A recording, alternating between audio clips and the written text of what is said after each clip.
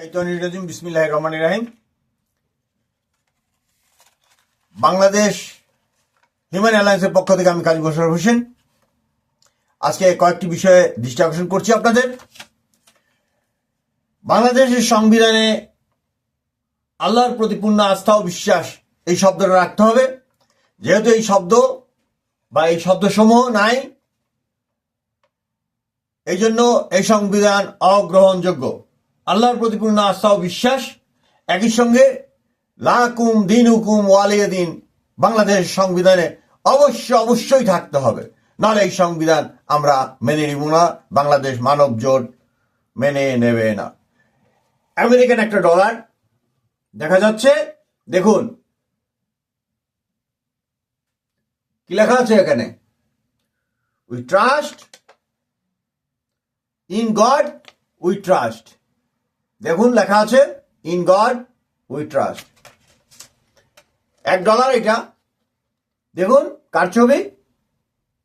George Washington, আমেরিকার president.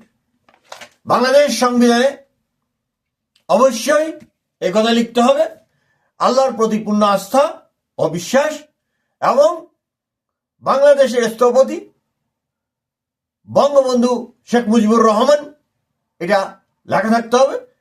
না হলে বাংলাদেশ মানব জোট এই সংবিধান মেনে নেবে না।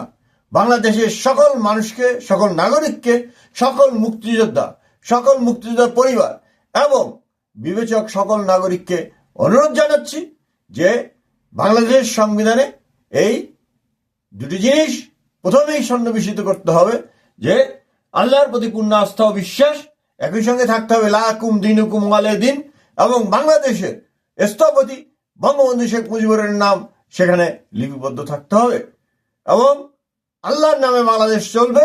কারণ এই বাংলাদেশের মালিক হলো আল্লাহ রাব্বুল আলামিন, এই পৃথিবীর মালিক হলো আল্লাহ রাব্বুল আলামিন, এই বিশ্ব ব্রহ্মাণ্ডের মালিক হলো আল্লাহ রাব্বুল আলামিন বা সৃষ্টিকর্তা মহান একজন, সেই আল্লাহ রাব্বুল আলামিন নাম থাকতে হবে। আল্লাহ হাফেজ।